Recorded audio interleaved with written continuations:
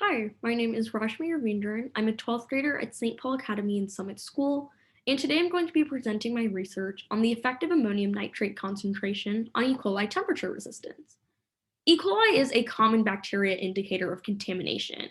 It's often found in freshwater bodies like lakes, but it can also be found in our foods.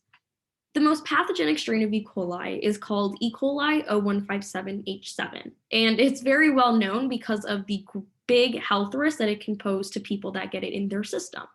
One of its biggest impacts is that it can actually even cause kidney failure in some of people who get E. coli into their bodies. Because of this, understanding how we can control E. coli in our environment is incredibly beneficial to those that possibly are always exposed to bacterial contamination. For example, in Minnesota, many people use lakes as water for their houses and drinking water. And knowing whether or not our lakes are contaminated with E. coli that could pose great health risks to those who obtain that water could be really beneficial. So, E. coli's optimal growth temperature is 37 degrees Celsius. Anything above or below it is very hard for E. coli to grow in. In lake water specifically, E. coli struggles to survive in colder temperatures because it's actually been found that cold water increases the amount of dissolved oxygen because, again, of Minnesota's temperatures and the ice that's coming over on the lakes. Dissolved oxygen causes oxidative stress for E. coli, and this can be really harmful because it can no longer survive or reproduce when it's constantly being put in a stressful environment that also has no nutrients for it to survive. Because of this, Minnesota actually often uses temperature as a way to control our E. coli outbreaks. We can typically see E. coli outbreaks occur in seasons like summer when the temperatures are warmer, and you can actually give that environment that is sustainable for E. coli. However, when temperatures get lower in the wintertime and those dissolved oxygen levels increase for E. coli, that increases its oxidative stress, E. coli can no longer survive. And once we reach that temperature, people know that E. coli outbreaks are essentially deemed over. So you're probably wondering where nitrates play into all of this. Nitrates are a common pollutant that are appearing more in our soils because of pollution. And one of its forms that it can take on in water is ammonium nitrate.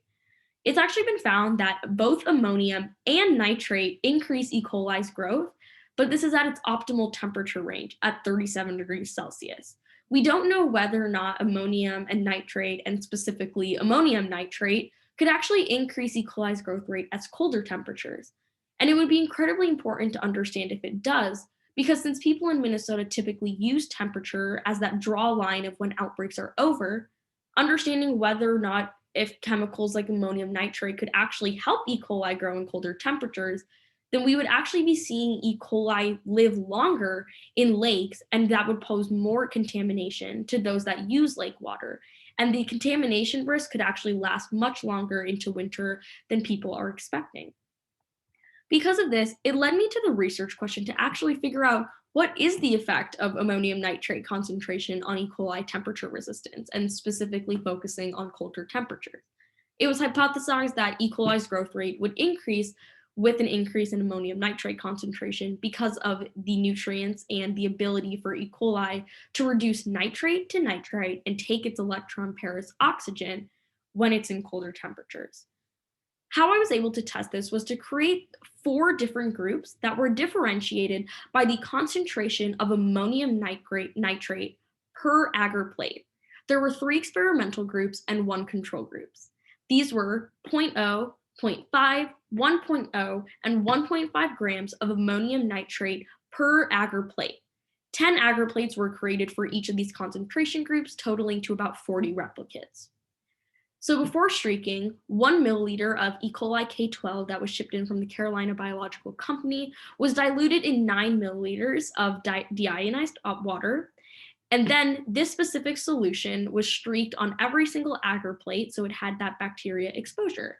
After streaking about 10 microliters of E. coli on every plate, all of the plates were incubated first at 37 degrees for 24 hours. This was to stimulate that growth period where E. coli could actually take its optimal temperature and the time to grow.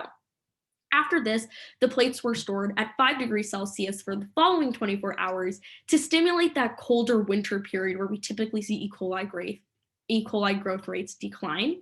And then after this, it was put back in incubation at 37 degrees Celsius for a final 24 hours to stimulate a recovery period, for example, early spring and possibly early summer, to see if the ammonium nitrate concentration had any effect on E. coli's ability to survive after exposed to colder temperatures.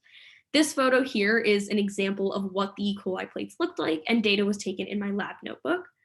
OpenCFU was planned to use to count all the colonies after each phase, which is an online software that you can upload images to of your plates to count colonies. So the results actually showed that 0 colonies grew on any agar plate at any concentration for all 3 phases. Because of this, no statistical analysis was run, and there were no patterns or irregularities in the data. You can see in this data table that all of the colony counts were 0. However, because the initial growth phase here was all 0 colonies, I ended up switching up the procedure a little bit just to see if the incubation time was what was affecting this growth. So, as you can see, half of the plates actually went and followed the procedure by going into incubation at 5 degrees for that second day. However, you can see here in column 4 that the other half of plates actually stayed in incubation at 37 degrees for 48 hours. However, this still showed no growth, and after it was exposed at 24 hours at 5 degrees Celsius, and the column 3 plates were just the continuation of the procedure, we ended up with a final total of 0 plates. Because of these results, the hypothesis was not supported, as E. coli colony forming units did not change with any increase in ammonium nitrate concentration. Now, this can most likely be explained by procedural error.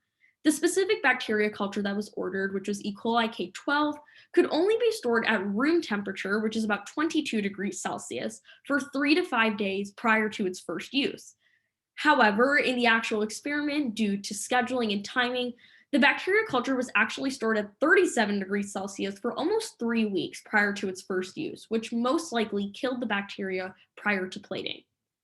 Now, although there weren't any results suggesting a relationship between the effective ammonium nitrate concentration on E. coli temperature resistance, the lack of results actually shows the clear importance of nutrients and incubation temperature for E. coli's survival, not just its growth. Because we now know that E. coli needs its nutrients and specific incubation temperatures very quickly, we may actually be able to see E. coli's growth rate not lasting for as long as I had previously thought prior to this experiment.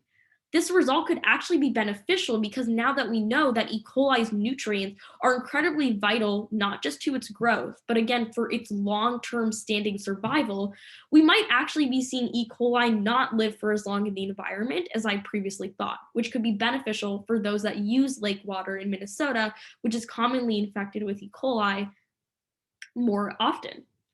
Now, because the results were not suggesting any effect between ammonium nitrate and E. coli, future work can definitely continue to explore the effect of ammonium nitrate concentration on E. coli temperature resistance. But future studies could also expand to other contaminants and other chemicals to test whether or not they have an effect on E. coli or bacterial growth in general.